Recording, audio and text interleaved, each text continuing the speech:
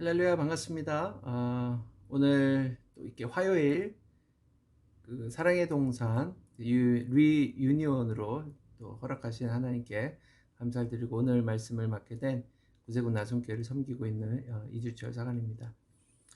지난주는 한국 절기로 이제 추석이었는데요. 뭐 추석 때 되면은 뭐 더도 말고 덜도 말고 그죠? 한가위만 같아라 뭐 그런 이야기들을 했는데 정말 올해 같아서는 다시는 우리 일생에 이런 추석은 없었으면 좋겠다라고 이렇게 생각할 만큼 참 힘든 시기들을 지내고 있습니다. 그럼에도 불구하고 오늘 이렇게 또 함께 기도하고 또 말씀을 나눌 수 있는 시간을 허락하신 하나님께 감사를 드리고 짧지만 저희들 말씀으로 함께 또 생각해보는 시간 갖길 원합니다. 오늘 말씀은 마태복음 9장 18절로 26절까지 말씀입니다. 마태복음 9장 18절로 26절입니다. 제가 받들어 봉독해 드리겠습니다.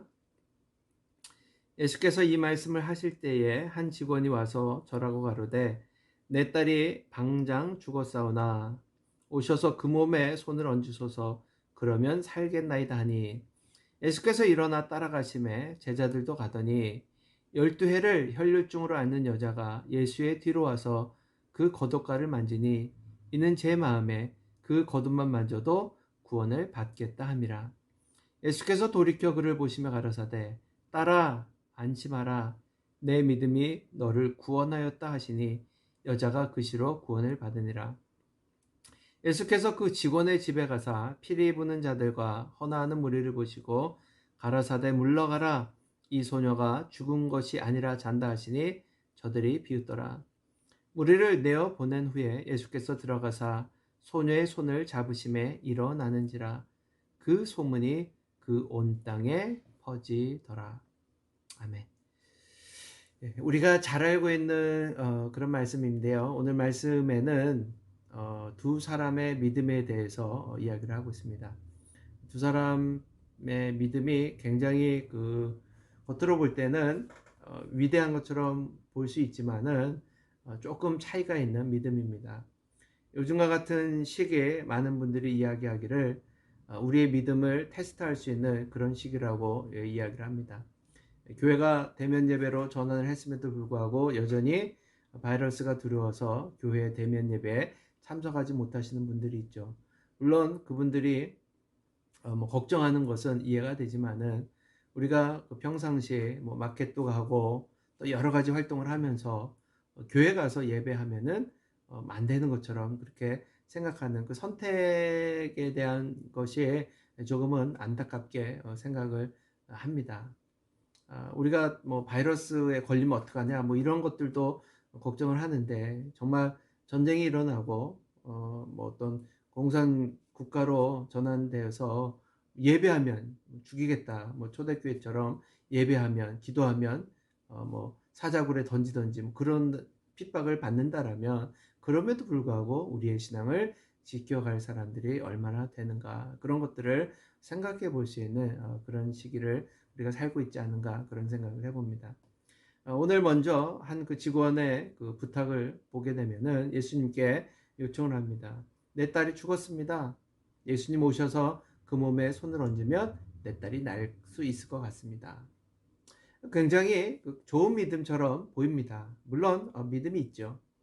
그런데 이 사람에게는 예수님에 대해서 믿음이 있지만은 자신이 요구하는 것이 그곳에 있다라는 거죠. 즉 예수님이 치유하는 방법과 예수님이 그 말씀만 하셔도 어떤 이제 그런 것들을 요구하기 전에 예수님이 오셔야 되고 그 몸에 손을 얹어야 되고 치유와 방법에 대해서 이 사람이 예수님께 주문하고 있다라는 거죠.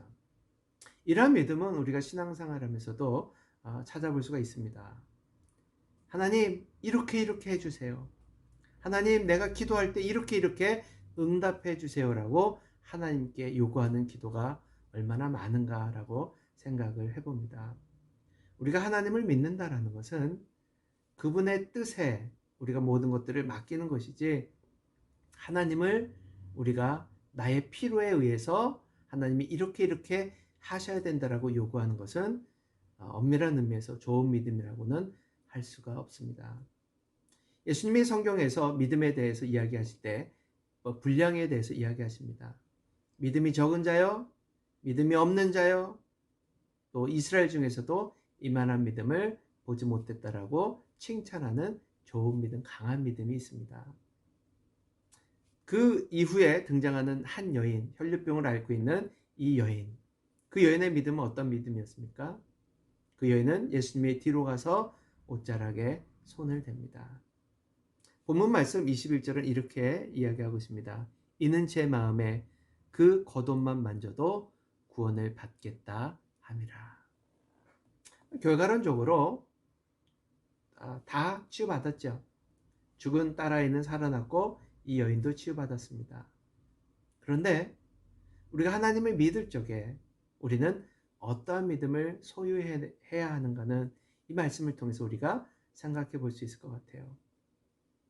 예수님의 옷자락에 손만 대어도 내가 구원을 얻겠다. 여러분, 정말 이러한 믿음이 나에게 있습니까? 우리가 기도하면 하나님이 응답하시겠다. 우리가 비록 함께 모이지는 않지만은 우리가 합심하여 기도하면 우리 하나님이 응답하시겠다. 아니면 반대로 하나님이 나타나셔야 되고 하나님이 만져주셔야 되고 하나님이 보여주셔야 되고 이런 것들을 요구하는 사람도 있죠.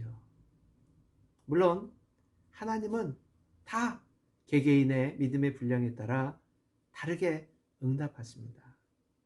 가장 중요한 것은 내가 어떻게 하느냐가 중요한 것이 아니라 하나님이 어떻게 하시느냐가 중요하다는 사실입니다. 우리는 예배를 하면서도 사람에게 초점을 맞출 때가 많습니다.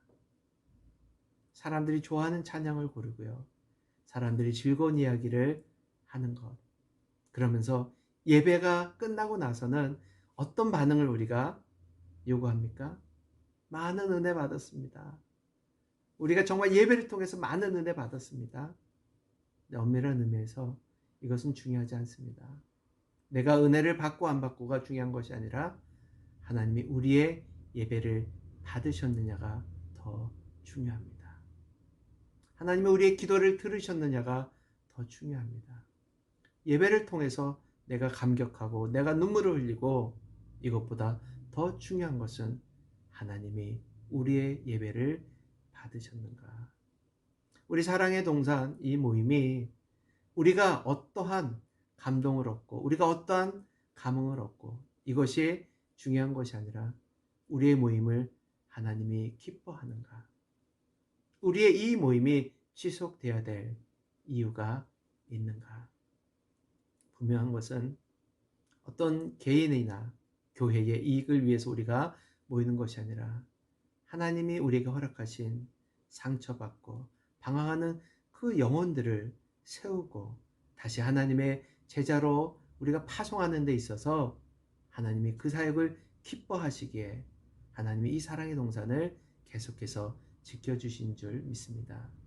오늘도 우리가 함께 모이지는 못하지더라도 우리의 개인의 욕심이 아닌 하나님의 나라의 확장을 위해서 우리가 순수하게 기도하고 우리가 같이 마음을 합할 때에 하나님은 우리의 모임을 기뻐하시고 이 사랑의 동산이 다시 문을 열 수 있도록 하나님이 인도해 주실 것을 믿습니다. 아무쪼록 여러분들의 그 삶 속에서 가지고 있는 많은 기도 제목들 우리가 하나님 앞에 내어놓고 기도할 때 하나님께서 들으시고 응답하시는 그러한 믿음으로 동참해 주시기를 주님의 이름으로 부탁을 드립니다. 한 주간도 주 안에서 평안하시고 건강하시기를 주 이름으로 축원합니다. 샬롬.